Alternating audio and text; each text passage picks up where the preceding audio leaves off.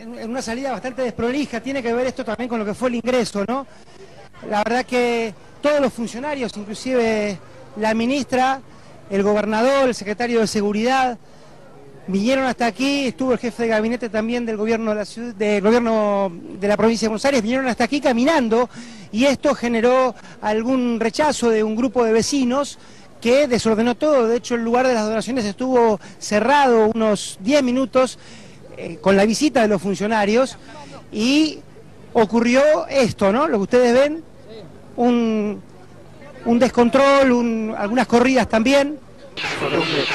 Este era el audio de Telefe, que también estaba con la cámara en vivo y captó ese momento. Sí, Diego Llenú. Sí, es el centro que recibe donaciones, donde transcurrió todo esto hoy a la tarde. Primero estuvo Alicia Kirchner, estaba ahí con Andrés Lablunda, que es un funcionario de Colina, una de las organizaciones del kirchnerismo, y funcionario también del Ministerio de Desarrollo Social.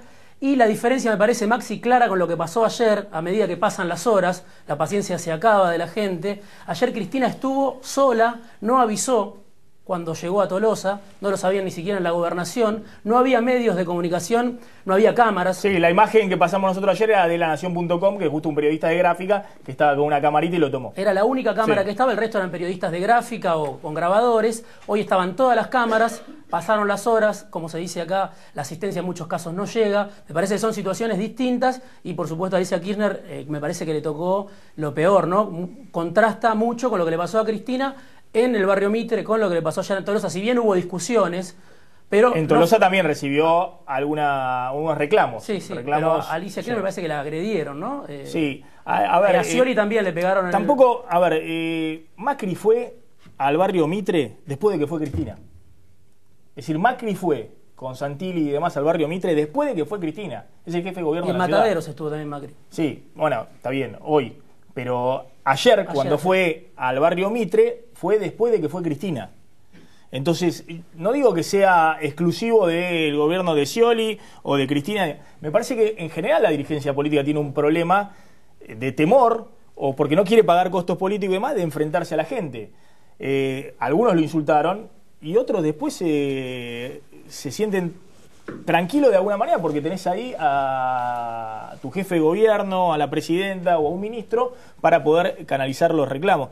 ¿Se siente esa fractura con parte de la sociedad cuando la sociedad está reclamando ayuda, asistencia? ¿A dónde fueron los impuestos? ¿A dónde...? Sí, yo creo que sí, yo creo que eso es inevitable.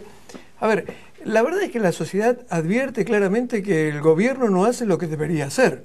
La sociedad advierte que además el gobierno hace publicidad permanentemente de actos de gobierno que no existen, se gastan sumas muy importantes en tratar de instalar una sensación de que las cosas están mejor de lo que realmente están.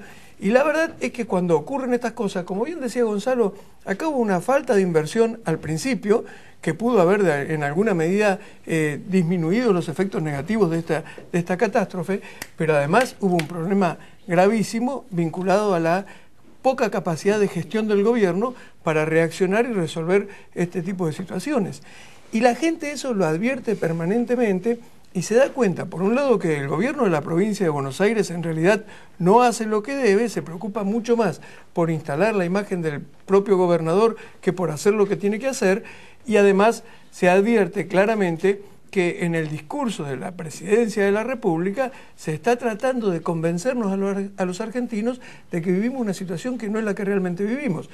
Porque hoy estamos analizando esta situación que es una catástrofe, como bien decía Gonzalo, pero la verdad es que una semana antes estábamos en el problema que en la provincia de Buenos Aires no empezaban las clases por un problema de presupuesto y de que la provincia no tiene con qué afrontar los sueldos de los maestros en la provincia de Buenos Aires. Como decía Frigerio hace un ratito, si vivimos en una década en la que ha entrado más plata que nunca en la Argentina, ¿cómo es posible que no podamos tener clases? ¿Cómo es posible que no podamos dar respuesta a lo más mínimo que tiene que dar respuesta un Estado? Entonces, realmente, yo creo sinceramente que tenemos que empezar a repensar todas las cosas. Creo que la sociedad, aunque esto no sea simpático decirlo, yo lo voy a decir, yo creo que la sociedad también tiene la obligación de empezar a pensar seriamente qué hace con su voto.